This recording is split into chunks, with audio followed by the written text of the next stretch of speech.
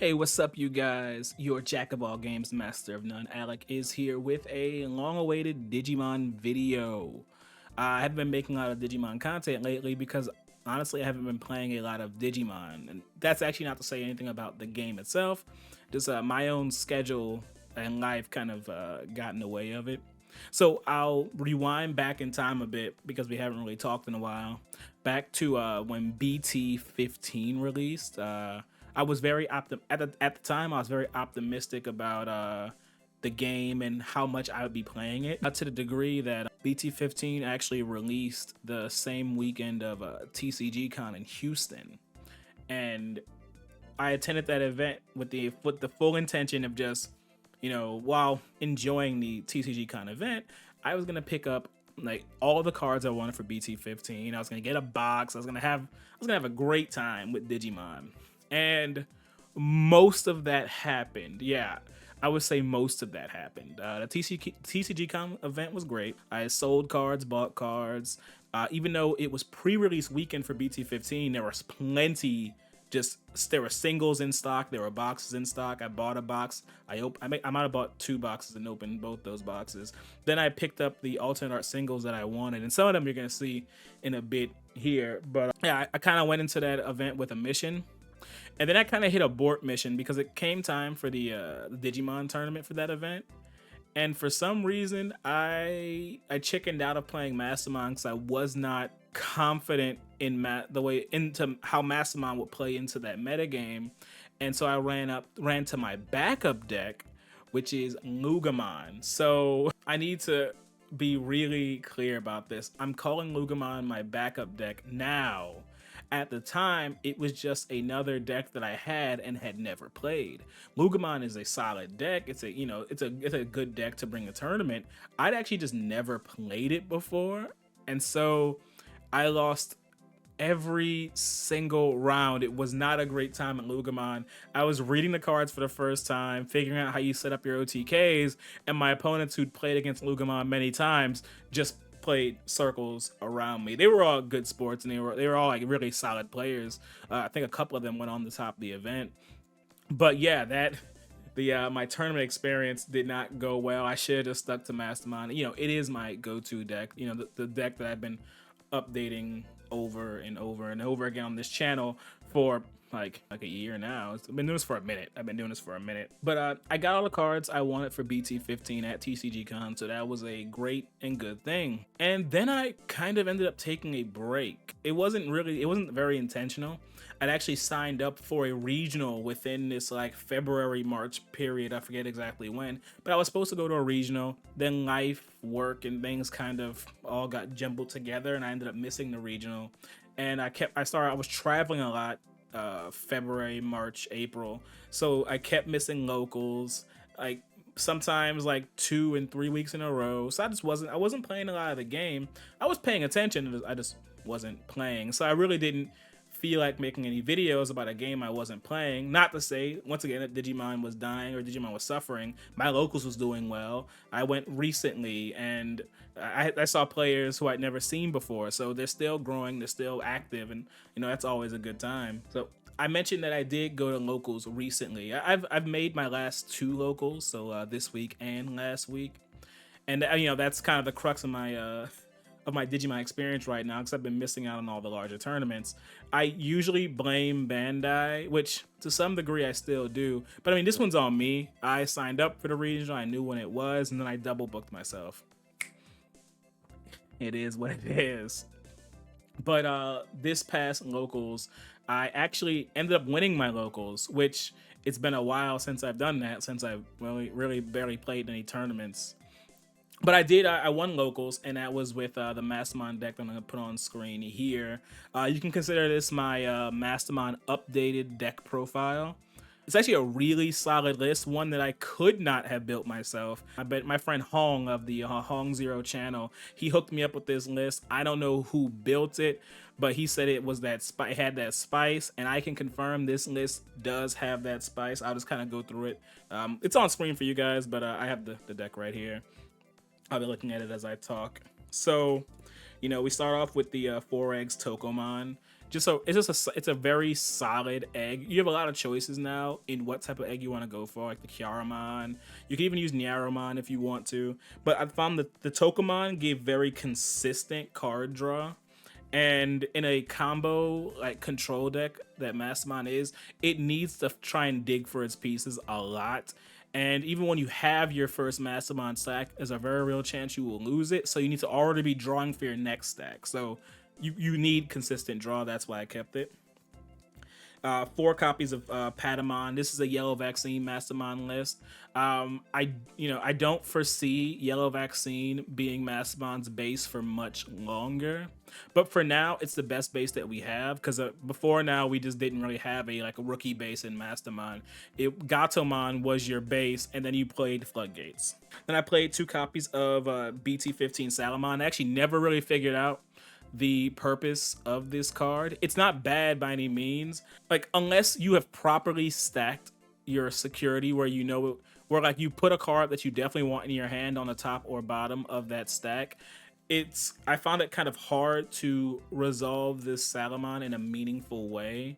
Its inheritable came up once in every blue moon, but that minus 2000 DP, like it ended up didn't really making that big of a difference. Every time I needed to get something off the board, usually the 6,000 from the Anduamon Ace got the job done more so than the Salamon. Then we did end up playing some Floodgate rookies because we have the space in the deck. Pillowmon just really is a really solid Floodgate. It's a shame it hurts you because we want to play Digimon by card effects too, but it's really nice against the Loogamon deck. It's a popular deck. You're gonna see it in every tournament. It's strong, it's consistent, and Pillowmon says, "Hey, stop playing Digimon. You can't do that anymore. We not doing that, Chief." Can they clear it? Yes, they can clear it, but it's better to make them have to clear the Pillowmon first and go into combo than for them to be able to go into combo and do what they want. Then you have to rely on your security to save you, and you don't want to have to be in that position. It can be clear. I did end up winning the tournament, so I can tell you it can. So next up is just the last 2 rookies is Kudamon and Bushiagumon. Kudamon is just a very simple searcher you've probably seen in many Mastemon lists. Bushiagumon is actually a bit of is one of the spicier cards in the list. It's a favorite of mine. It's a pure yellow rusher.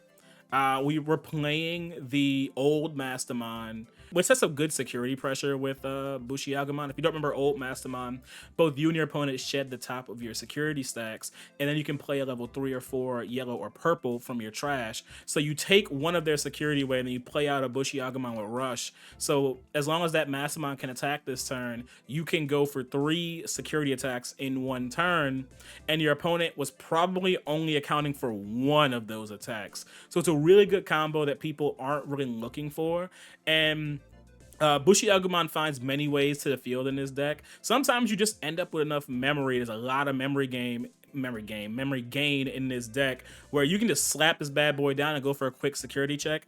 Mastemon suffers when it comes to security pressure.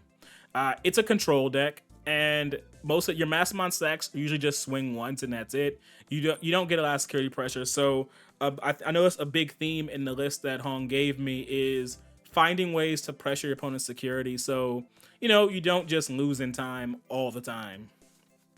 Next up, 4 Gatos. The good Gato, it's a staple, you gotta have it.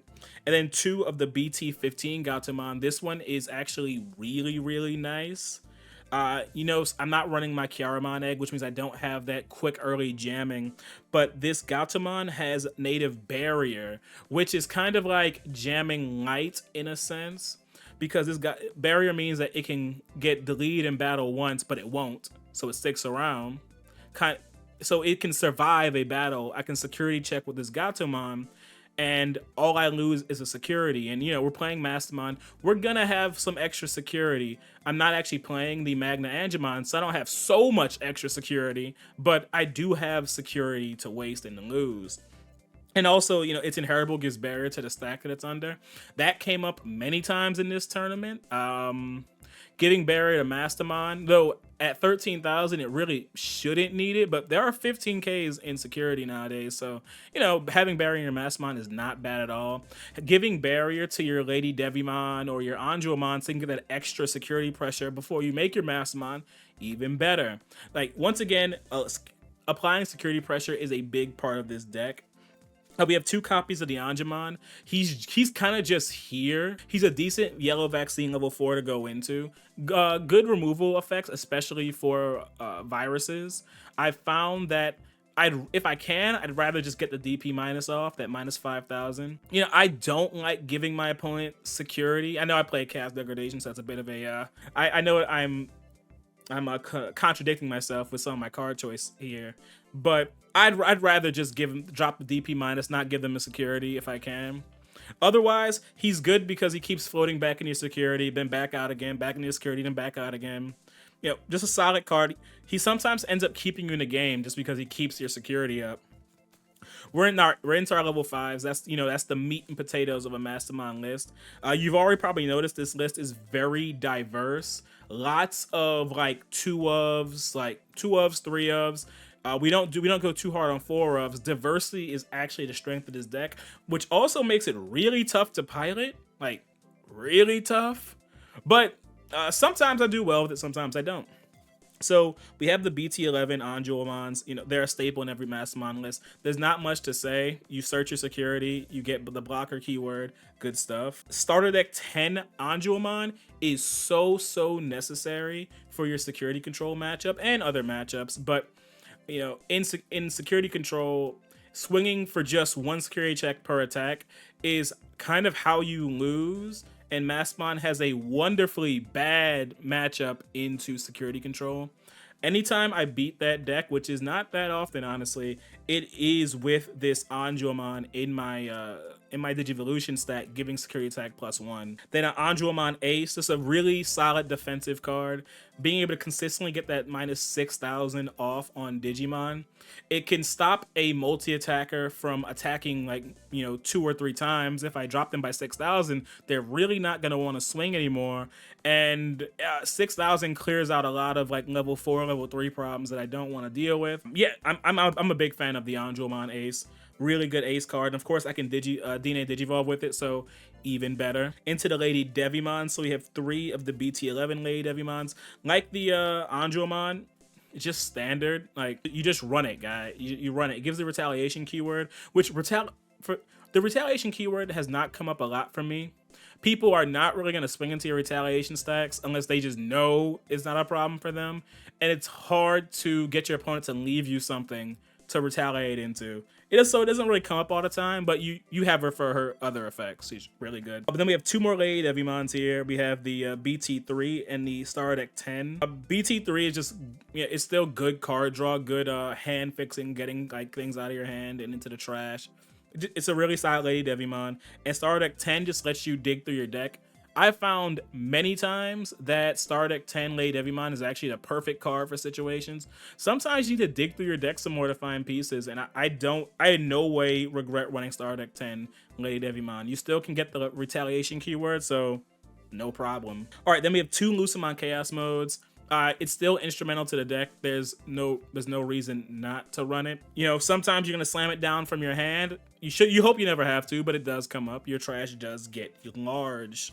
Then, of course, 4 Mastemons, gotta have them. I only have 3 gold Mastemons, but that's because once we get to Infernal Ascension, I'm just going to have 3 of these Mastemons, so there was no point in getting the 4th, which, you know, that saves me like $300, so cool. So into some of the spicier cards, we have 2 copies of Quantumon. I knew even before I got the list from Hong that I needed copies of Quantumon, but I wasn't sure why. I just wanted to have them. Quantumon's crazy, despite being yellow-green and not actually being a vaccine or an angel, so it really doesn't have any synergies, but it really helps out your matchup into security control. Being able to place a Digimon back into the security stack makes her kind of like a mini Chaos deck in a way. I mean, you're paying for it. Her Digivolution cost is 5, so you know you're not getting a mini Chaos deck off for free. But then you can of course, you can even stack your own Digimon on your own security stack, so it can also be a recovery if you want it to be. That comes up. But you can reveal your opponent's security, all of it. Now, both you and your opponent get to see it, and to make it even better, you take a card from their security and put it on top of their deck. Like, so if you, in security control, you can just take out whatever option card you hate the most and just get it out there. And then when you put it on top of your deck, start of your opponent's turn, call the top card, either option, Digimon, or Tamer. You can call Digitama too, but I don't think that should come up ever. Anyway, you can call one of those three, and if you reveal the card, and if it is that type of card, Quantumon is now immune to that type of card's effects. So, and then you can either put that card on the back on the top of their deck, so they draw it, or you put it on the bottom of their deck, so they never draw it.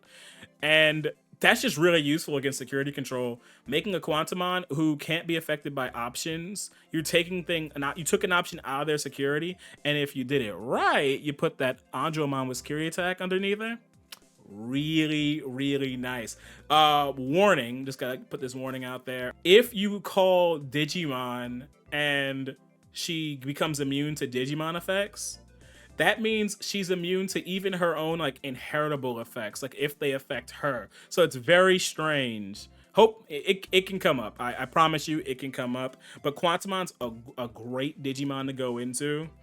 In lots of different matchups, your opponent never wants you to look into their security.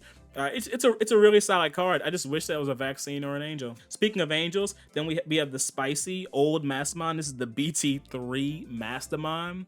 I'd already described what its main use was for in the deck, so I won't harp on it. Just a really solid card that's come up many, many times. I don't regret playing it at all. And last but certainly not least is the Ordinamon level 7. Now, this card comes up all the time. Not in this specific tournament. No, I'm going to talk about the tournament right after this. It's just it did not come up the way I was hoping it would. And then Marema Kagura, running 3 copies. You gotta have them. TK Takaishi, 2 copies. I've always been a big fan of this TK. I really like 2 of it. I especially like to see TK very early in the game where I can look at my security before I start trying to do Patamon things, because sometimes you don't have the Gatomon or any level 4s in security, and I like to know that before I commit to the Patamon. And then Analog Youth, just a solid card. This costs 3 TK, what that, BT14 TK. I really like this TK as well. Not enough to run him at more than 1, but every time this TK has ever come up, it's been a good time. Just grabbing a card off my security, planting one of my level 4s back into my security, and then every turn being able to get memory when I do my combos. Good stuff. Then we have the Chaos Degradations, 3 copies. Can't be mad at them. They're kind of the they're a big part of the 1-2 punch of the Mastemon deck. The Mastemon deck is Mastemon herself, and then Chaos Degradation. Those are the 2 pillars of the deck. If you're playing against Mastemon, those are the 2 things that need to be foremost in your mind. Playing around those 2 cards. They can and will happen from the hand and from security. It is how it is. And last is the yellow memory boost. I find this way more valuable than the training option. Being able to just get the raw memory instead of getting a Digivolution reduction, because we reduce Digivolutions already in this deck, so it's not that useful. And since we need to dig for pieces, the yellow memory boost to me is just infinitely better. Anyway, just a recap of that tournament. It was only a 3-round tournament. It's a $5 3-round tournament. Nothing crazy. But in round 1, I played against Loogamon. And Loogamon, it's an OTK style deck. It can move pretty fast. But in round 1, my opponent struggled to find AGs. And Loogamon without AG is barely a deck at all. Though sadly, it still took me a while to win because Mastemon does not win fast. It never does. Even though I went off early game making a Mastemon on turn, I think it was turn 2 or turn 3, really fast. I made a fast Mastemon, and I just kind of won that game from there. Game 2, he did not have as much trouble. I had a good hand, I was doing my plays, but I allowed him to go into his Loogamon combo, underestimating just how much damage he was going to be able to get in on that turn, and I lost the second game. Game 3, we're low on time, and I found myself scrapping just to force the draw in the end. I had 0 security at the end, so woo. I got the draw, which was instrumental in me saving this run, my tournament run. In the second round, I played against what's it called?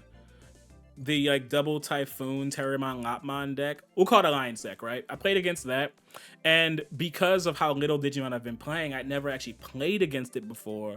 When they announced those cards, I read them, but by this time I'd already forgotten what they did. And so that's why I ended up running head first straight into a Mega Gargamon Ace, while I had both Lady Devimon and Anjomon on field, and I had the Mastemon in hand as well.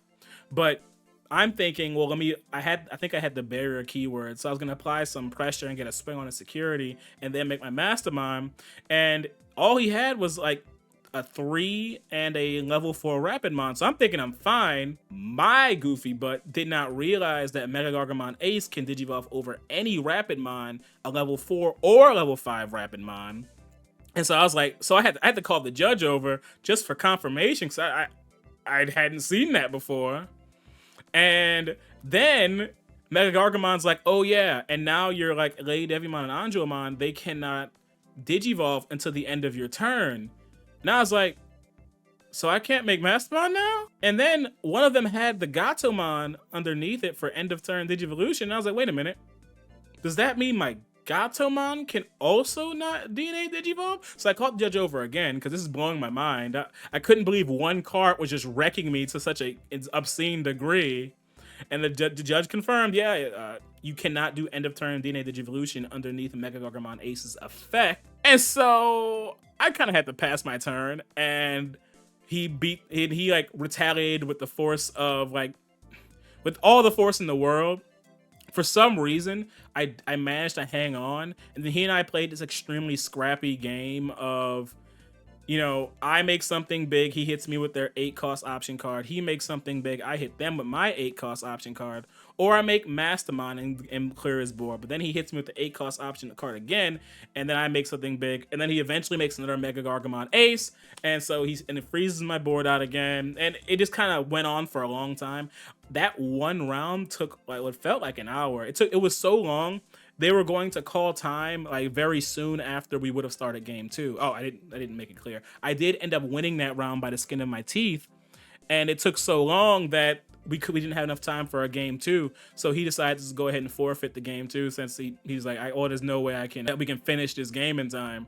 So I end up winning, but that one felt murky. I don't know how, if we would have had more time on the clock and were able to play a full match, I am not confident that I would have pulled it out.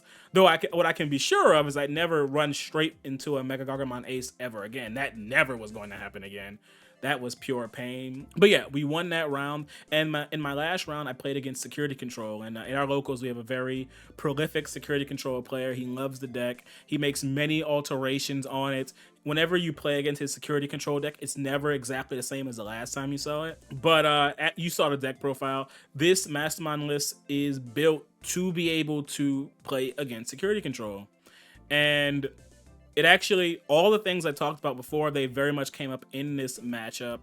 It was a 2-0 victory in my favor, and a lot of it was because Quantumon revealed all of his security, and sadly, at least for him, both times his security was like abysmally weak, which, you know, one of the hardest parts about playing against Security Control is even when they have weak security, you don't know that.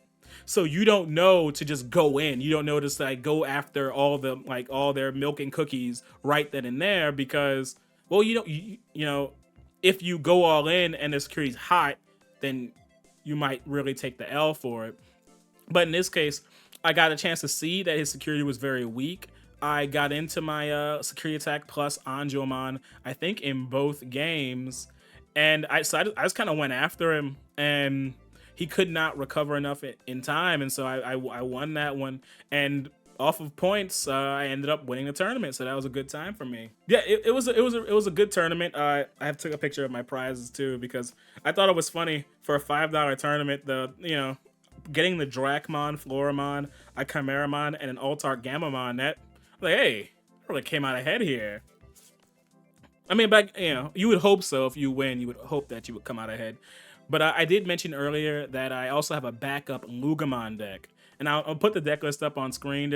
I won't go card for card like I did with Mastemon, just because, I mean, you can kind of glance at this and see this is a pretty bog standard, not spicy. You know, it's a very simple Loogamon deck. I'm not really I'm not a deck crafter like that. Not with the way the decks are played anymore. I feel like Digimon's harder than it's ever been. So I really just leave that to the better players, and I just net deck what I can find.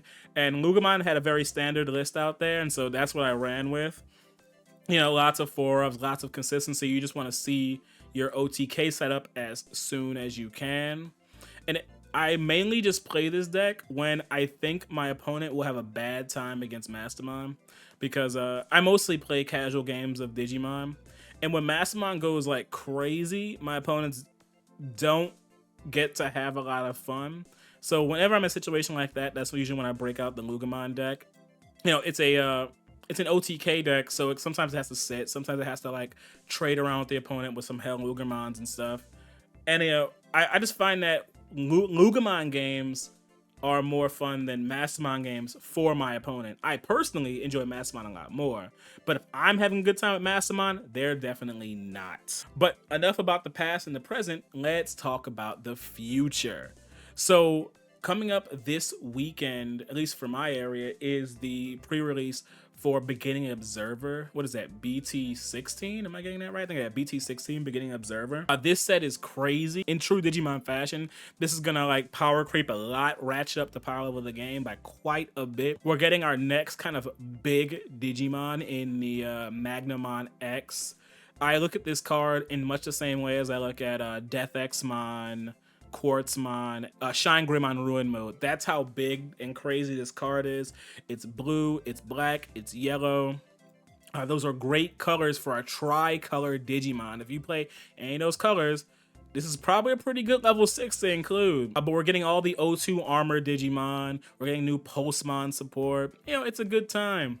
I was going to build the yellow vaccine kind of armor deck, you know, a yellow vaccine base with yellow armors as the top end.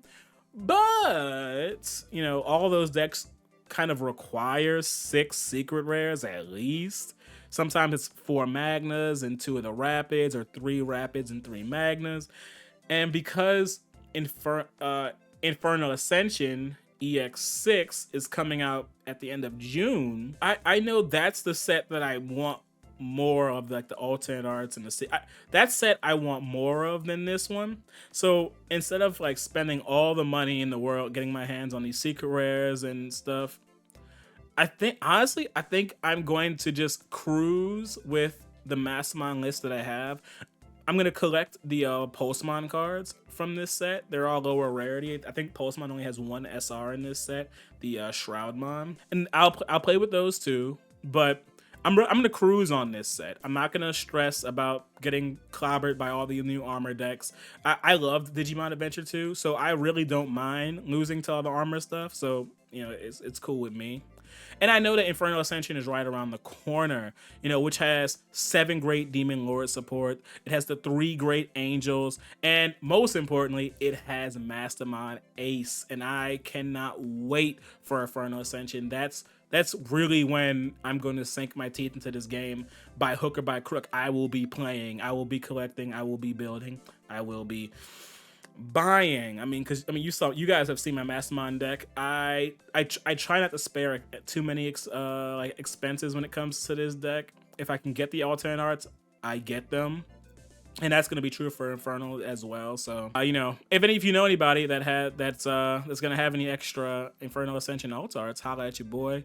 I'm looking to pick up all of them. But yeah, I'm actually really excited about this Digimon, the state of Digimon going forward for the rest of 2024.